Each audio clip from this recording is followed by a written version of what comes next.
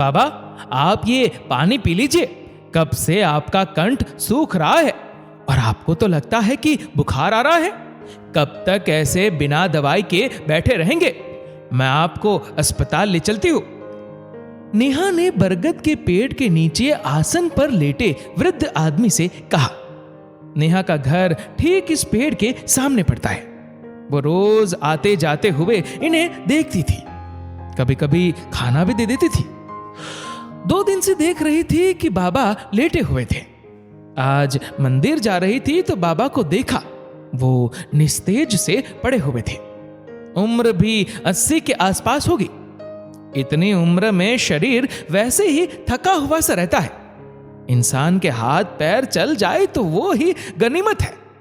बाबा ने कुछ जवाब नहीं दिया। शायद शरीर की क्षीणता और दुर्बलता के कारण कुछ बोल नहीं पा रहे थे। नेहा घर गई और खाना और दवाई ले आई। 80 की उम्र में दांत भी नहीं थे। बड़ी मुश्किल से रोटी चबाकर खाई तो उसे अफसोस हुआ, काश वो खिचड़ी ही बना लाती। थोड़ा बहुत खिलाकर नेहा ने दवाई दे दी और फिर घर चली आई। कुछ घंटों बाद जाकर फिर से दवाई और शाम के खाने में खिचड़ी दे आई तो बाबा की सेहत में काफी सुधार आ गया।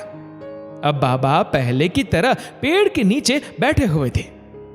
एक दिन बेटे को स्कूल छोड़कर आई तो वहीं बैठ गई। बाबा, अब आपकी तबीयत ठीक लग रही है। आपके परिवार में कोई नहीं है क्या जो आप इस तरह पेड़ के नीचे बैठे रहते हो? कोई तो होगा जो आपका सगा या दूर का रिश्तेदार होगा जिसे आप अपना कह सकते हो। यह सुनते ही बाबा भाव शून्य हो गए। उनके चेहरे पर चिंता और तनाव की लकीरें आ गई। बड़ी देर तक चुप रहने के बाद वो बोले, बेटी, तूने अनजान होकर मेरी मदद की और खाना खिलाया। तू सदा खुश रहे और सुहागन रहे। मेरा भी परिवार बहुत बड़ा है, फिर भी मुझ जैसे बूढ़े पिता को दर दर की ठोकरें खानी पड़ रही है। कभी मेरा भी खुशहाल परिवार हुआ करता था। घर में पत्नी और 4 बेटे थे। लक्ष्मी मेरा पूरा ध्यान रखती थी। समय पर खाना देना, मेरी पसंद के हिसाब से हर चीज बनाती थी। लक्ष्मी की दुनिया ही सिर्फ मैं था। वो 4 बच्चों के साथ मुझे भी संभालती थी। हमेशा यही कहा करती थी, हमने पिछले जन्म में बहुत अच्छे कर्म किए होंगे जो ईश्वर ने हमें 4 बेटे दिए हैं। हमारी 4 बहुएं आएगी और घर पोते पोती की चहल पहल से भर जाएगा। और खुद के भाग्य पर इतराने लगती थी। मैं भी ईश्वर का धन्यवाद करता था। सुबह शाम ईश्वर की पूजा करता था और अपनी राशन की दुकान संभालता था। उसी से परिवार का पालन पोषण चल रहा था। बड़ा बेटा सुकेत पढ़ने में होशियार था। उसे दुकान पर बैठने से चिढ़ थी। वो बड़ा आदमी बनना चाहता था। मैंने उसकी पढ़ाई में पूरा पैसा लगाया। उसे मनचाही कोचिंग क्लासेस में भेजा। वो बड़ा इंजीनियर बन गया और अमेरिका चला गया। उसको बहुत अच्छा पैकेज मिला था। एक बार अमेरिका जाकर क्या आया कि लड़की वालों की भीड़ लग गई और मोनिका से उसकी शादी तय हो गई। बड़ी बहू भी बड़े अमीर परिवार से थी तो वो भी ज्यादा दिन हमारे पास नहीं रुकी और अपने पति के साथ वहीं चली गई। उसके बाद उन दोनों ने देश में आना ही कम कर दिया। उससे छोटा बेटा लोकेश था। वो भी अपने पैरों पर खड़ा हो गया था, पर वो भी अपने भाई के पद चिन्हों पर चलने लगा था। दूर शहर जाकर बस गया था। अच्छी नौकरी लग गई थी तो वापस पलटकर गांव भी आना नहीं चाहता था। गांव की लड़की से भी उसे शादी नहीं करनी थी। शहर की लड़की सीमा से उसने आर्य समाज मंदिर में जाकर शादी कर ली और अपना घर वहीं पर बसा लिया। वो तो इसी देश में था, फिर भी नहीं आता था। वार त्योहार पर भी कोई ना कोई बहाना बना देता था। तीसरे बेटे जितेश की रुचि पढ़ाई में नहीं थी। वो खेलकूद में अव्वल था। वो फुटबॉल मैच की प्रतियोगिता के लिए बाहर जाता रहता था। उसने कई मैच भी जीते और वहीं दूसरे खेल की खिलाड़ी रोशनी से शादी कर ली। अब दोनों जने अपनी ही खेल की दुनिया में व्यस्त रहने लगे थे। बूढ़े होते माता पिता की उन्हें जरा भी चिंता नहीं थी। बहू भी कभी आकर साथ नहीं रही, वो अपने खेलने में लगी रहती थी। मैं अभी भी रोज दुकान पर जाता और काम करता था। अब लक्ष्मी भी थकने लगी थी और मेरा शरीर भी बीमारी और उम्र से थक रहा था। मन करता था कि आराम करूं और बेटे बहू सेवा कर दे, पर 4 बेटे होने का गर्व चूर हो गया था। 3 बेटे तो हाथ से जा चुके थे। चौथा बेटा गौरव का रुझान फिल्मी दुनिया में हो गया। उसे पिक्चर में आना था, उसके लिए संघर्ष करने लगा था। उसे फिल्मों की चकाचौंध और मॉडलिंग ने प्रभावित कर दिया था, तो वो गांव छोड़कर मुंबई चला गया। फोन पर भी बात नहीं करता था। एक दिन पड़ोस के राम चाचा के बेटे ने बताया कि आपका गौरव फिल्मों में तो नहीं आ पाया, लेकिन वो टीवी सीरियल में काम करने लगा था। उसके सीरियल बड़े हिट हो रहे हैं। उसने मुझे टीवी पर दिखाया भी, पर गौरव भी कभी पलट कर वापस नहीं आया। अपने सीरियल की शूटिंग में व्यस्त रहता है, इधर उधर घूमता रहता है, पर उसे कभी अपने माता पिता की याद नहीं आई। लक्ष्मी भी अब बेटों की याद में बीमार हो गई। 4 बेटों और 4 बहुओं के साथ रहने का सपना लिए वो सुबकती रहती थी।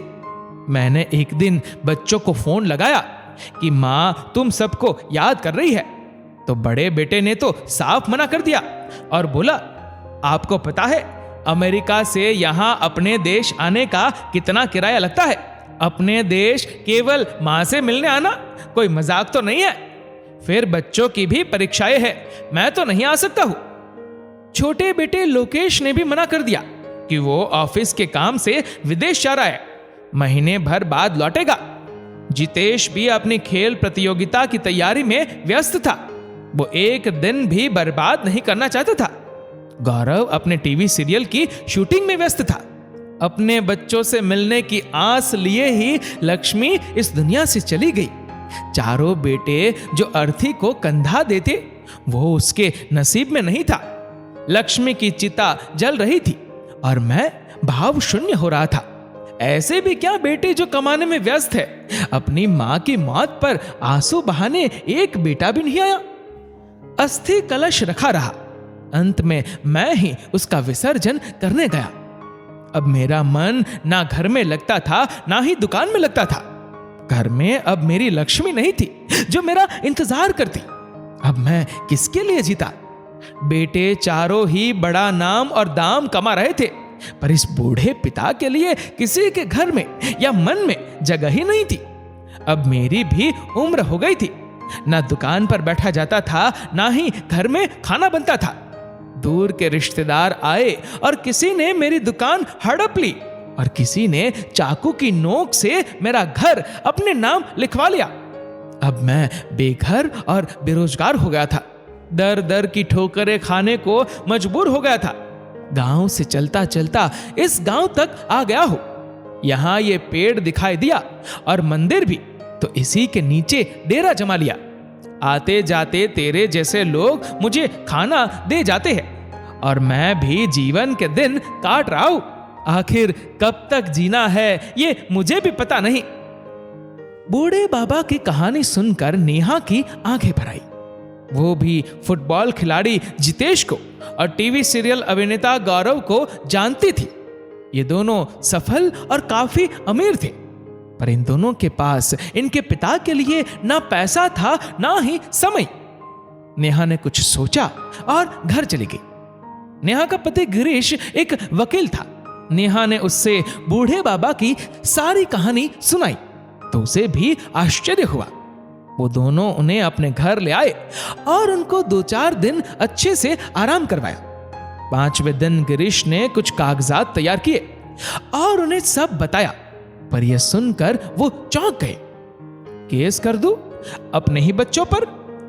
हाँ बाबा, ये जरूरी है।